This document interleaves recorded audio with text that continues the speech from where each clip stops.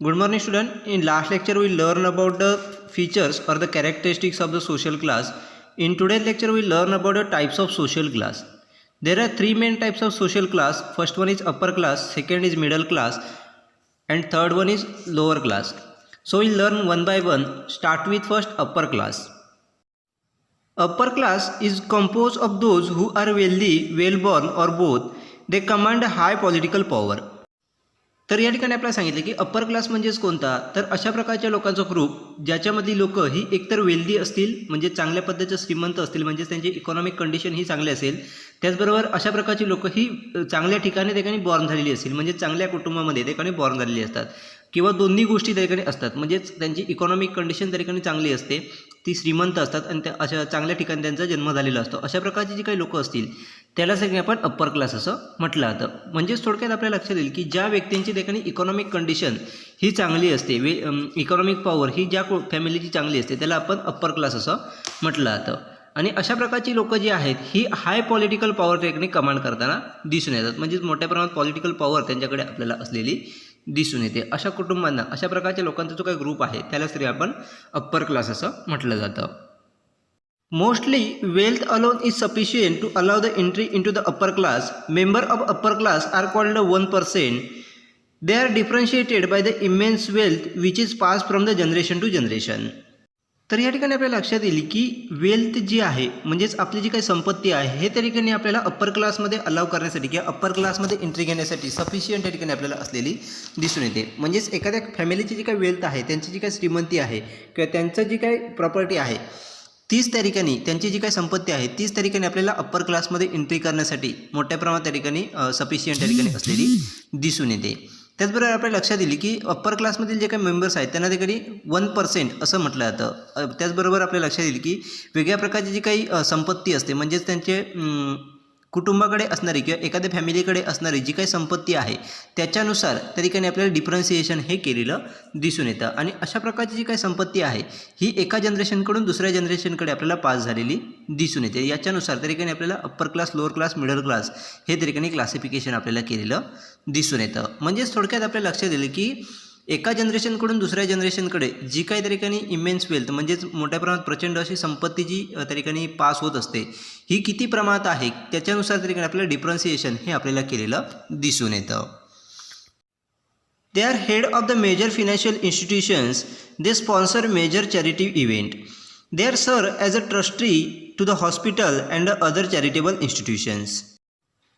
त्याचबरोबर आपल्याला लक्षात येईल की अप्पर क्लासमधील जी लोकं आहेत ही आपल्याला वेगळ्या प्रकारचे जे काही फिनान्शियल इन्स्टिट्यूशन जे आहेत त्याचे हेड त्या ठिकाणी आपल्याला असलेले दिसून येतात. म्हणजेच वेगळ्या प्रकारच्या फिनान्शियल इन्स्टिट्यूशनमध्ये मोठ्या प्रमाणात सहभाग हा अप्पर क्लासमधील लोकांचा त्या ठिकाणी आपल्याला असलेला दिसून येतो. त्याचबरोबर वेगळ्या प्रकारचे जे काही चॅरिटी इव्हेंट असतील त्याच्यामध्ये देखील अशा प्रकारच्या लोकांमधून किंवा अप्पर क्लासमधील लोकांकडून मोठ्या प्रमाणात आपल्याला स्पॉन्सरशिप ही प्रोव्हाइड केलेली दिसून येते.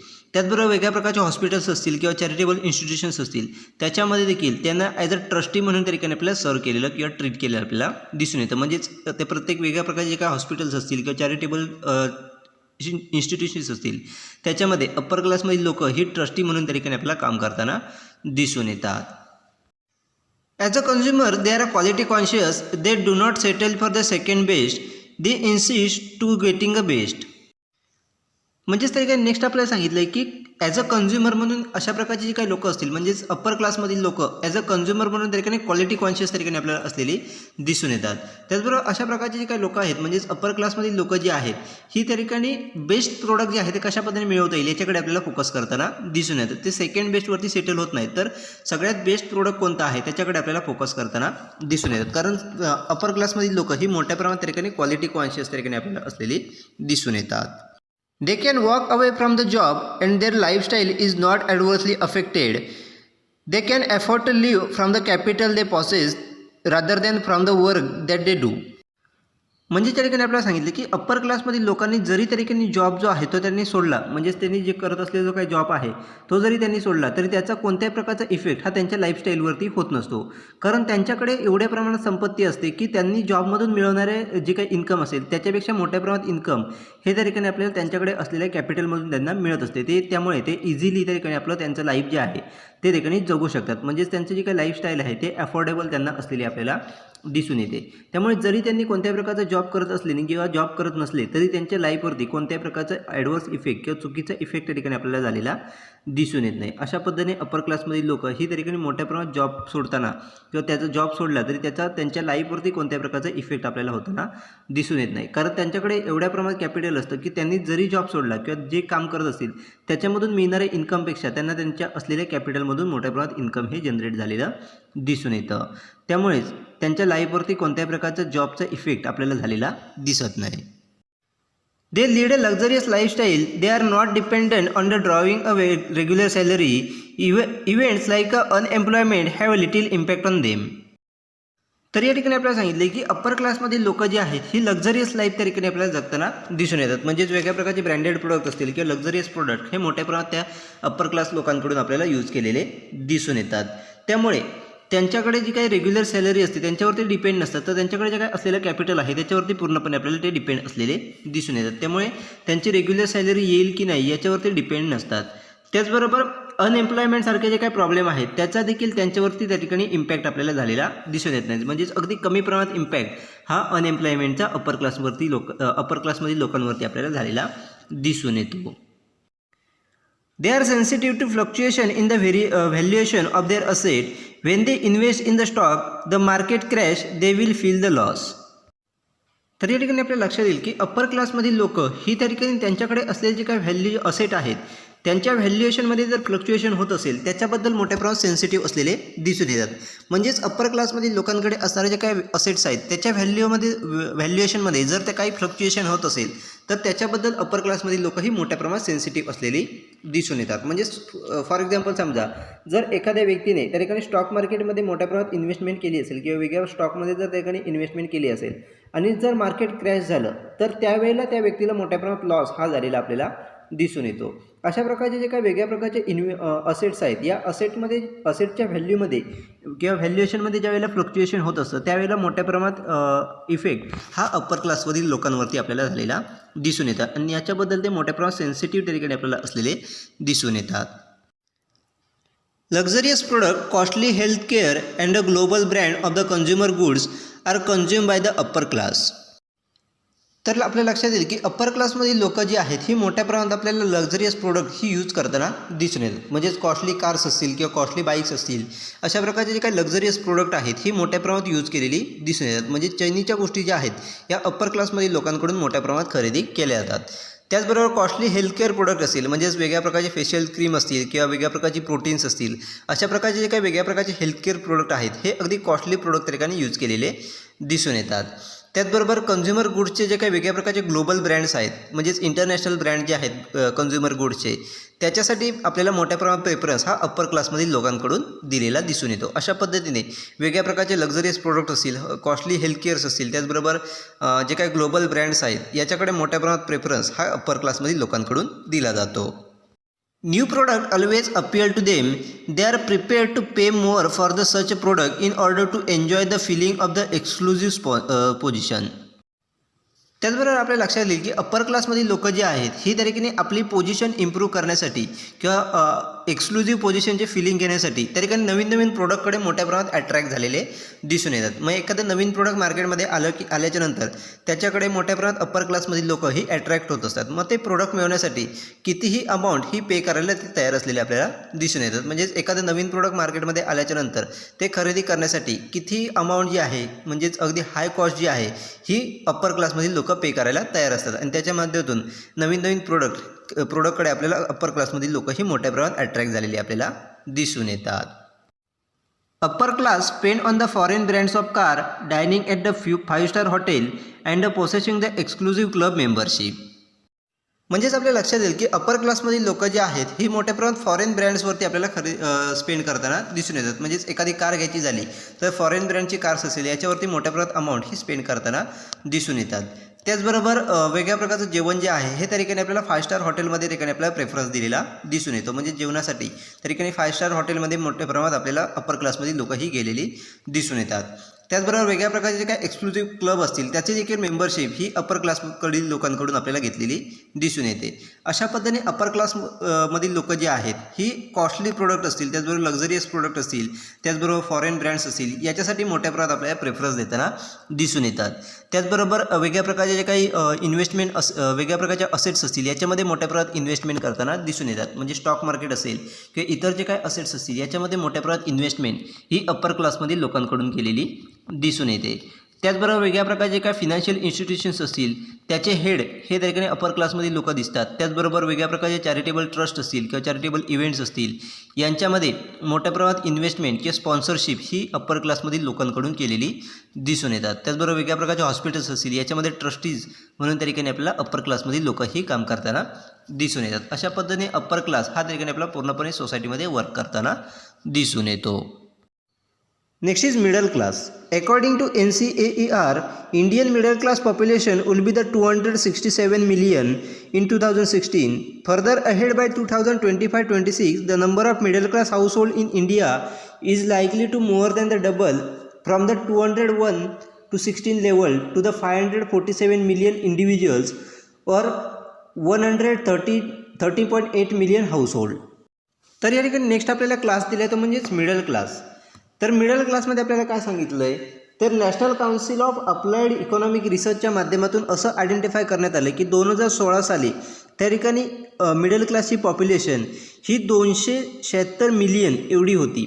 म्हणजेच त्या ठिकाणी मिडल क्लासची पॉप्युलेशन जर 2016 साली बघितली तर 267 मिलियन एवढी होती. तर त्याच्यावरून असं आयडेंटिफाय करण्यात आलं की 2025-26 या काळामध्ये ही संख्या जी आहे की ही पॉप्युलेशन जी आहे ही डबल होईल. म्हणजेच 201 ते 216च्या लेवलच्या माध्यमातून त्या ठिकाणी असं आयडेंटिफाय करण्यात आलं की ही पॉप्युलेशन जी आहे ही त्या ठिकाणी 2025-26मध्ये त्या ठिकाणी 547 मिलियन इंडिव्हिज्युअल म्हणजेच 547 इंडिव्हिज्युअल व्यक्ती असतील किंवा 113.8 मिलियन हाऊसहोल्ड म्हणजेच 113.8 मिलियन ही घरं असतील असं त्या ठिकाणी आयडेंटिफाय करण्यात आलं आहे. अशा पद्धतीने मिडल क्लासची इन्फॉर्मेशन किंवा पॉप्युलेशनची इन्फॉर्मेशन ही NCAER म्हणजेच त्या ठिकाणी national council of applied economic रिसर्चच्या माध्यमातून त्या ठिकाणी आयडेंटिफाय करण्यात आलेली आहे. This class prefer a regular employment and earn attractive income. They possess the high purchasing power. They are the price customer of the marketer. तर आपल्या लक्षात येईल की मिडल क्लासमधील लोक जी आहे ही त्या ठिकाणी रेग्युलर एम्प्लॉयमेंट आपल्याला प्रेफर करताना दिसून येतात. म्हणजेच रेग्युलर जॉब जो आहे हा त्या ठिकाणी मिडल क्लासमधील लोकांकडून केला जातो आणि त्याच्या माध्यमातून ॲट्रॅक्टिव्ह इन्कम जे आहे हे अर्न करण्याचा प्रयत्न हा मिडल क्लास लोकांमधून केला जातो. त्याचबरोबर मिडल क्लासमधील लोक जी आहे त्यांची पर्चेसिंग पॉवर ही त्या ठिकाणी हाय असलेली दिसून येतात. म्हणजेच त्यांची हाय पर्चेसिंग पॉवर ते आपल्याला ठेवताना दिसून येतात. म्हणजे त्यांची पर्चेसिंग पॉवर ही हाय असलेली आपल्याला थोडक्यात दिसून येते. त्यामुळेच अशा प्रकारचे जे काही कस्टमर असतील ते मार्केटसाठी सगळ्यात महत्त्वाचे कस्टमर, अगदी मौल्यवान कस्टमर, प्राईस कस्टमर त्या ठिकाणी आपल्याला असलेले दिसून येतात. म्हणजेच थोडक्यात आपल्याला लक्षात येईल की मिडल क्लासमधील लोक ही एम्प्लॉयमेंट त्या ठिकाणी प्रेफर करत असतात. रेग्युलर एम्प्लॉयमेंट किंवा रेग्युलर जॉब हा त्या ठिकाणी करत असतात आणि त्याच्या माध्यमातून ॲट्रॅक्टिव्ह इन्कम जनरेट करत असतात. त्यामुळे त्यांची पर्चेसिंग पॉवर ही त्या ठिकाणी हाय असते आणि पर्चेसिंग पॉवर हाय असल्यामुळे त्या ठिकाणी प्रत्येक मार्केटरसाठी त्या ठिकाणी मिडल क्लासमधील कस्टमर जे आहेत हे सगळ्यात मौल्यवान कस्टमर त्या ठिकाणी असलेले आपल्याला दिसून येतात. In deciding their consumption habit they imitate upper class.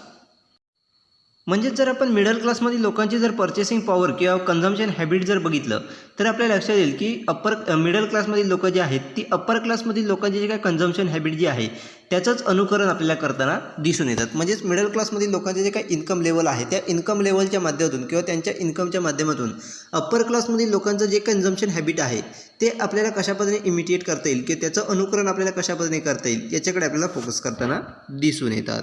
म्हणजेच थोडक्यात अप्पर क्लासमधील लोकांची कन्झम्पशन हॅबिट आणि मिडल क्लासमधील लोकांची कन्झम्पशन हॅबिट ही थोड्या प्रमाणात आपल्याला सिमिलर असलेली दिसून येते. It is the fastest growing segment of Indian population and increased number of products are being geared toward a middle class population such as Tata Nano, low cost airlines, holiday plans against the EMI etc. तर या ठिकाणी आपल्या लक्षात येईल की Indian पॉप्युलेशनचा जर विचार केला तर मिडल क्लास लोकांची जी काही संख्या आहे हे फास्टेस्ट ग्रोविंग सेगमेंट या ठिकाणी आपल्याला असलेलं दिसून येतं. म्हणजेच इंडियन पॉप्युलेशनमध्ये मिडल क्लास लोकांची संख्या ही झपाट्याने ठिकाणी आपल्याला वाढताना दिसून येते. अगदी मोठ्या प्रमाणात ग्रोथ ही मिडल क्लास लोकांमध्ये आपल्याला झालेली दिसून येते. त्यामुळेच मार्केटर जे आहेत किंवा मॅन्युफॅक्चरर जे आहेत हे मिडल क्लास लोकांना लक्षात घेऊन किंवा मिडल क्लास लोकांची जी काही पॉप्युलेशन जी आहे ही विचारात घेऊन त्यानुसार आपल्याला मोठ्या प्रमाणात प्रोडक्ट हे इन्क्रीज करताना दिसून येतात. म्हणजेच फॉर एक्झाम्पल सांगायचं झालं तर टाटा नॅनो असेल किंवा लो कॉस्ट एअरलाईन्स असतील, त्याचबरोबर वेगळ्या प्रकारचे हॉलिडे प्लॅन्स असतील, हे EMI बेसिसवर त्या ठिकाणी तयार केले जातात. मग हे तयार करत असताना किंवा अशा प्रकारची जी काही प्रोडक्ट आहेत ही तयार करत असताना मिडल क्लास पॉप्युलेशन जी आहे ती विचारात घेऊन त्यानुसार त्या ठिकाणी प्रोडक्ट हे डेव्हलप केलेले आपल्याला दिसून येतात. Next is middle class is increasing it's shares of financial investment. म्हणजेच मिडल क्लास लोक जे आहेत ही फिनान्शियल इन्व्हेस्टमेंटमध्ये देखील मोठ्या प्रमाणात आपला शेअर जो आहे तो वाढवताना दिसून येतात. म्हणजेच रेग्युलर बेसिसवर ठिकाणी इन्कम जनरेट होत असल्यामुळे मिडल क्लासमधील लोक जे आहेत ही फिनान्शियल इन्व्हेस्टमेंट देखील मोठ्या प्रमाणात आपल्याला करताना दिसून येतात. म्हणजे त्या ठिकाणी आपल्याला सांगितले की ज्यावेळेला मिडल क्लास लोकांचं जे काही इन्कम आहे हे इन्कम ज्या वेळेला वाढतं त्यावेळेला त्या ठिकाणी आपल्याला फ्युएल कन्झम्पशन जे आहे वाढलेलं दिसून येतं आणि फ्युएल कन्झम्पशन वाढल्यामुळे त्या ठिकाणी त्याची डिमांड जी आहे त्याचबरोबर त्याची प्रोडक्टिव्हिटी जी आहे ती देखील आपल्याला वाढलेली दिसून येते. आणि डिमांड आणि प्रोडक्टिव्हिटी वाढल्यामुळे अल्टिमेटली ठिकाणी एम्प्लॉयमेंट आणि इन्कम हे देखील त्या ठिकाणी आपल्याला वाढलेलं दिसून येतं. म्हणजेच थोडक्यात आपल्या लक्षात येईल की ज्यावेळेला मिडल क्लास लोकांचं इन्कम वाढतं त्यावेळेला फ्युएल कन्झम्पशन हे वाढलेलं दिसून येतं, कारण त्यांच्यामध्ये मोठ्या प्रमाणात फ्युएलचं कन्झम्पशन हे त्या ठिकाणी केलं जातं. फ्युएल कन्झम्पशन वाढल्यामुळे फ्युएलची जी काही डिमांड असेल त्याचबरोबर त्याची प्रोडक्टिव्हिटी ही वाढली जाते आणि फ्युएलची डिमांड आणि प्रोडक्टिव्हिटी वाढल्यामुळे अल्टिमेटली एम्प्लॉयमेंट आणि इन्कम हे देखील त्या ठिकाणी आपल्याला वाढलेलं दिसून येतं. This class is activate in economic, social, cultural and political activities. म्हणजेच मिडल क्लासमधील लोकांचा जर विचार केला तर मिडल क्लासमधील लोक जी आहेत ही मोठ्या प्रमाणात इकॉनॉमिक ॲक्टिव्हिटीज असतील, त्याचबरोबर सोशल ॲक्टिव्हिटीज असतील, वेगळ्या प्रकारचे कल्चरल ॲक्टिव्हिटीज असतील किंवा वेगळ्या प्रकारचे पॉलिटिकल ॲक्टिव्हिटीजमध्ये मोठ्या प्रमाणात ॲक्टिवेट असलेली दिसून येतात. म्हणजेच मिडल क्लासमधील लोक ही सर्व क्षेत्रामध्ये त्या ठिकाणी आपल्याला मोठ्या प्रमाणात ॲक्टिवेट असलेली दिसून येतात. अगदी इकॉनॉमिक ॲक्टिव्हिटीज असतील, त्याचबरोबर सोशल ॲक्टिव्हिटीज असतील, कल्चरल ॲक्टिव्हिटीज असतील, पॉलिटिकल ॲक्टिव्हिटीज असतील, या सर्व ठिकाणी मिडल क्लास लोक ही ॲक्टिवेट असलेली आपल्याला दिसून येतात. Middle class people are the star performers who have led the Indian rapid economic ascent in the last 2 decades. म्हणजे त्या ठिकाणी आपल्याला सांगितलं की मागील काही दशकामध्ये म्हणजेच मागील 2 दशकांचा जर विचार केला तर आपल्याला लक्षात येईल की इंडियन इकॉनॉमी जी आहे ही मोठ्या प्रमाणात त्या ठिकाणी आपल्याला रॅपिड ग्रोथ त्या ठिकाणी करताना दिसून येते आणि या रॅपिड ग्रोथमध्ये मिडल क्लास लोक ही त्या ठिकाणी स्टार परफॉर्मन्स त्या ठिकाणी आपल्याला असलेली दिसून येतात. म्हणजेच मिडल क्लास लोकांमुळेच त्या ठिकाणी इकॉनॉमिक ग्रोथ जी आहे ही इंडियाची मागील 2 दशकामध्ये आपल्याला झालेली दिसून येते. Middle class women are becoming financially independent. They have started taking a salaried job or the self employment. This has resulted in to the higher sale of cosmetic, beverage, package food, 2 wheelers, holiday packages, toiletries etcetera. म्हणजेच जर आपण middle क्लासमधील वुमनचा जर विचार केला, महिलांचा जर विचार केला तर त्या महिला ज्या आहेत म्हणजेच मिडल क्लासमधील महिला ज्या आहेत ते फिनान्शियली इंडिपेंडंट त्या ठिकाणी असलेल्या दिसून येतात, कारण त्या काही ना काही वेगळ्या प्रकारचे जॉब असतील म्हणजे सॅलरी जॉब असतील किंवा सेल्फ एम्प्लॉयमेंट हे स्टार्ट करताना आपल्याला दिसून येतात. त्यामुळे मिडल क्लासमधील वुमन या पूर्णपणे आपल्याला फिनान्शियली इंडिपेंडंट असलेल्या दिसून येतात आणि याचाच रिझल्ट म्हणून त्या ठिकाणी आपल्याला वेगळ्या प्रकारचे कॉस्मेटिक्स असतील, ब्रेवरेज असेल किंवा वेगळ्या प्रकारचे पॅकेज फूड असतील किंवा 2 व्हीलर्स असतील किंवा हॉलिडे पॅकेज असेल याच्या सेलमध्ये मोठ्या प्रमाणात वाढ झालेली आपल्याला दिसून येते. म्हणजेच मिडल क्लासमधील महिला या सेल्फ एम्प्लॉयड असल्यामुळे किंवा फिनान्शियली इंडिपेंडंट असल्यामुळे वेगळ्या प्रकारचे जे काही कॉस्मेटिक्स असतील किंवा ब्रेवरेजेस असतील, त्याचबरोबर वेगळ्या प्रकारचे पॅकेज फूड असेल, 2 व्हीलर्स असतील, वेगळ्या प्रकारचे टॉयलेटरीज असतील किंवा वेगळ्या प्रकारचे जे काही हॉलिडे पॅकेज असतील हे त्या ठिकाणी मोठ्या प्रमाणात आपल्याला सेल झालेले दिसून येतात. India adds around 3 million young earners in the age group of 20 to 24 annually. This segment plays a leading role in the Indian consumer market. Young consumers have an adequate disposable income from their employment and possess a debit or the credit card with no supervised spending limit. म्हणजे जर आपण Indian मार्केटचा जर विचार केला तर Indian consumer मार्केटमध्ये त्या ठिकाणी दरवर्षी 20 ते 24 या एज ग्रुपमधील 3 मिलियन लोक ही दरवर्षी त्या ठिकाणी आपल्याला ॲड होताना दिसून येतात. म्हणजेच इंडियन कन्झ्युमर मार्केटमध्ये त्या ठिकाणी यंग जनरेशन जी आहे ती मोठ्या प्रमाणात त्या ठिकाणी आपल्याला असलेली दिसून येते आणि त्यामध्ये दरवर्षी 20 ते 24 वर्षामधील मुलं जी आहेत किंवा यंग जनरेशन जी आहे यांची संख्या अगदी 3 मिलियनपर्यंत दरवर्षी आपल्याला वाढलेली दिसून येते. त्याचबरोबर आपल्या लक्षात येईल की अशा प्रकारचे जे काही यंग कन्झ्युमर आहेत त्यांचं डिस्पोजेबल इन्कम देखील मोठ्या प्रमाणात असलेलं दिसून येतं. म्हणजेच त्यांचं जे काही एम्प्लॉयमेंट असेल किंवा त्यांच्याकडे असणारे डेबिट आणि क्रेडिट कार्ड यांच्या माध्यमातून मोठ्या प्रमाणात डिस्पोजेबल इन्कम हे यंग जनरेशनकडे असलेलं दिसून येतं. आणि हे पूर्णपणे इन्कम जे आहे हे अनसुपरवाईज किंवा ते कोणत्याही पद्धतीने त्या ठिकाणी आपल्याला सुपरवाईज केलं जातं. त्याची स्पेंडिंग लिमिट जी आहे ते कोणत्याही पद्धतीने सुपरवाईज केलेली आपल्याला दिसत नाही. त्यामुळे इंडियन मार्केटमध्ये यंग जनरेशन जी आहे ती सगळ्यात महत्त्वाची त्या ठिकाणी आपल्याला असलेली दिसून येते. अशा पद्धतीने मिडल क्लास जो आहे तो पूर्ण इंडियामध्ये किंवा पूर्ण सोसायटीमध्ये आपल्याला वर्क करताना दिसून येतो. म्हणजे त्या ठिकाणी अगदी रेग्युलर एम्प्लॉयमेंट असेल त्या माध्यमातून त्या ठिकाणी अर्निंग केलं जातं. त्याचबरोबर त्यांची स्पेंडिंग पॉवर देखील त्या ठिकाणी हाय असल्यामुळे प्रत्येक मार्केटरसाठी त्या ठिकाणी मौल्यवान असे कस्टमर हे मिडल क्लासमधील असलेले आपल्याला दिसून येतात. त्याचबरोबर त्यांचे कन्झम्पशन हॅबिट ही त्या ठिकाणी अप्पर क्लास लोकांबरोबर त्या ठिकाणी आपल्याला इमिडिएट असलेली किंवा त्यांचं अनुकरण हे मिडल क्लास लोकांकडून केलेलं आपल्याला दिसून येतं. त्याचबरोबर इंडिया पॉप्युलेशनचा विचार केला तर मिडल क्लास लोक ही फास्टेस्ट ग्रोविंग त्या ठिकाणी असल्यामुळे त्या ठिकाणी मोठ्या प्रमाणात त्या ठिकाणी प्रोडक्ट जे आहेत हे मिडल क्लास लोकांचा विचार करून त्या ठिकाणी डेव्हलप केले जातात. त्याचबरोबर फिनान्शियल इन्व्हेस्टमेंट देखील मिडल क्लास लोकांकडून मोठ्या प्रमाणात केली जाते. त्याचबरोबर फ्युएल कन्झम्पशन हे वाढल्यामुळे त्या ठिकाणी त्यांची डिमांड असेल प्रोडक्टिव्हिटी ही वाढली जाते आणि अल्टिमेटली एम्प्लॉयमेंट आणि इन्कम हे देखील वाढलेलं आपल्याला दिसून येतं. त्याचबरोबर मिडल क्लासमधील लोक जी आहेत ती वेगळ्या प्रकारच्या ॲक्टिव्हिटीजमध्ये काही इकॉनॉमिक ॲक्टिव्हिटीज असतील, सोशल ॲक्टिव्हिटीज असतील, कल्चरल ॲक्टिव्हिटी असतील, पॉलिटिकल ॲक्टिव्हिटी असेल याच्यामध्ये मोठ्या प्रमाणात सहभागी झालेले आपल्याला दिसून येतात. अशा पद्धतीने मिडल क्लास लोक जे आहेत ते आपल्याला वर्क करताना सोसायटीमध्ये वर्क करताना दिसून येतात. Next is lower class. Lower class is composition of the white collar worker, technicians and the small business owner. Some of them are the unskilled, unemployed and depend on the welfare schemes for the poor. तर next ठिकाणी आपल्याला class दिला आहे तो म्हणजेच lower class. तर lower क्लासमधील लोक म्हणजेच कोण तर व्हाईट कॉलर वर्कर्स. तर व्हाईट कॉलर वर्कर्स म्हणजेच कोण तर थोडक्यात वेगळ्या प्रकारची जी काही मॅनेजरियल वर्क करणारी व्यक्ती असतील, त्याचबरोबर वेगळ्या प्रकारचे प्रोफेशनल्स असतील, त्याचबरोबर डेस्कवरती काम करणारी व्यक्ती असेल, त्याचबरोबर वेगळ्या प्रकारच्या ॲडमिनिस्ट्रेटिव्ह ऑफिसमध्ये काम करणारी जी काही लोक असतील त्याला सर आपण व्हाईट कॉलर वर्कर असं म्हटलं जातं. मग अशा प्रकारची लोक असतील, त्याचबरोबर वेगळ्या प्रकारचे टेक्निशियन्स असतील किंवा एखाद्या स्मॉल बिझनेसचा एखादा ओनर असेल, अशा प्रकारची जी काही लोक आहेत त्याला सर आपण लोअर क्लास असं म्हटलं जातं किंवा या सर्व व्यक्तींना ते लोअर क्लासमध्ये कॅल्क्युलेट केलं जातं. तर ही व्यक्ती जी आहेत म्हणजे लोअर क्लासमधील व्यक्ती ज्या आहेत त्या काही वेळेला अनस्किल असतात, तर काही वेळेला अनएम्प्लॉईड असतात. तर काही वेळेला अशा प्रकारच्या व्यक्ती ज्या आहेत म्हणजे लोअर क्लासमधील व्यक्ती ज्या आहेत त्या पुअर लोकांसाठी वेगळ्या प्रकारचे जे काही वेलफेअर स्कीम्स त्या ठिकाणी प्रोव्हाइड केल्या जातात याच्यावरती पूर्णपणे आपल्याला डिपेंड असलेले दिसून येतात. म्हणजेच गव्हर्नमेंटच्या माध्यमातून जे काही वेलफेअर स्कीम्स प्रोव्हाइड केले जातात मग त्याच्यावरती लोअर क्लासमधील लोक ही मोठ्या प्रमाणात आपल्याला डिपेंड असलेली दिसून येतात, कारण त्यांच्याकडे योग्य असं स्किल नसतं. त्याचबरोबर काही वेळेला अनएम्प्लॉयमेंट ही मोठ्या प्रमाणात त्या ठिकाणी आपल्याला असलेली दिसून येते. अशा प्रकारच्या लोकांचा जो काही ग्रुप आहे त्याला सगळे आपण लोअर क्लास असं म्हटलं जातं. They constitute a maximum number having a limited purchasing power. म्हणजेच लोअर क्लासमधील लोकांचा विचार केला तर जास्तीत जास्त लोक ह्यांची पर्चेसिंग पॉवर ही अगदी लिमिटेड तरीकेने आपल्याला असलेली दिसून येते. कारण लोअर क्लासमधील लोकांचा जर विचार केला तर त्यांचं इन्कम हे अगदी लो असतं. म्हणजेच इन्कम लेवल जी आहे किंवा त्यांची इकॉनॉमिक कंडिशन जी आहे ही एकदम त्या ठिकाणी कमी असलेली आपल्याला दिसून येते. पुअर कंडिशन त्या ठिकाणी आपल्याला असलेली दिसून येते. त्यामुळे त्यांची पर्चेसिंग पॉवर देखील अगदी लिमिटेड असलेली आपल्याला दिसून येते. अगदी लिमिटेड प्रोडक्ट जे आहेत हे लोअर क्लास लोकांकडून अगदी खरेदी केलेले आपल्याला दिसून येतात. They create a heavy demand for the item of necessities. म्हणजेच त्या ठिकाणी आपल्या अत्यावश्यक अशा ज्या काही गोष्टी असतील अशा प्रकारचे जे काही प्रोडक्ट आहेत त्यालाच मोठ्या प्रमाणात डिमांड ही त्या ठिकाणी आपल्याला लोअर क्लास लोकांमधून केलेली दिसून येते.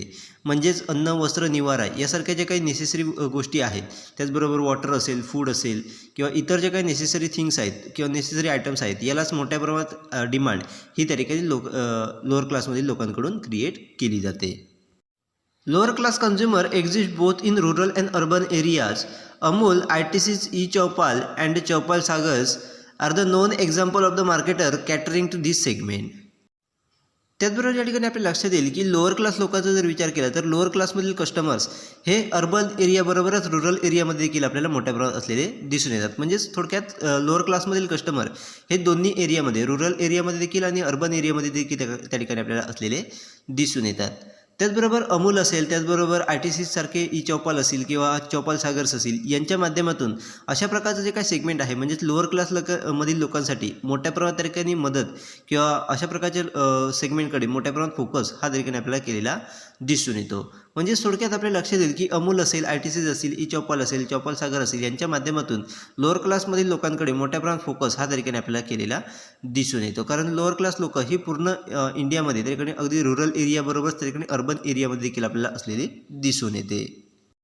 Indian railway have introduce the Garib Rath which run on the all major routes. तर या ठिकाणी आपल्याला सांगितले की लोअर लोकांसाठी त्या ठिकाणी इंडियन रेल्वेकडून गरीब रथ ही त्या ठिकाणी कॉन्सेप्ट जी आहे ती इंट्रोड्यूस करण्यात आलेली दिसून येते आणि ही ट्रेन जी आहे ती मेजॉरिटी ऑफ रूट जे आहेत किंवा मेजर रूट आहेत याच्यावरती ठिकाणी आपल्याला रन केलेली दिसून येते. तर गरीब रथ ही काय कॉन्सेप्ट आहे तर 2005 पासून इंडियन रेल्वेच्या माध्यमातून ही कॉन्सेप्ट त्या ठिकाणी आपल्याला इंट्रोड्यूस केलेली दिसून येते. म्हणजे 2005 मध्ये गरीब रथ ही कॉन्सेप्ट जी आहे ही ट्रेन जी आहे ही त्या ठिकाणी इंडियन रेल्वेकडून इंट्रोड्यूस करण्यात आली. तर ही ट्रेन कोणासाठी होती तर अशा प्रकारची लोक जी रेग्युलर ट्रेनचं जे काही AC तिकीट आहे किंवा एअर कंडिशनिंग कोचचं जे काही तिकीट आहे ते अफोर्ड करू शकत नाहीत. मग अशा लोकांसाठी त्या ठिकाणी गरीब रथच्या माध्यमातून एअर कंडिशनिंग तिकीट किंवा एअर कंडिशन ट्रेन ही त्या ठिकाणी प्रोव्हाइड केली जाते. आणि त्याच्या माध्यमातून जे काही तिकीट असेल म्हणजेच इतर ट्रेनचं जे काही एअर कंडिशनिंग कोचचं जे काही तिकीट आहे त्याच्यापेक्षा 1/3 तिकीट प्रोव्हाइड करून किंवा 1/3मध्ये त्या ठिकाणी आपल्याला एअर कंडिशनिंग तिकीट हे त्या ठिकाणी गरीब रथच्या माध्यमातून प्रोव्हाइड केलं जातं.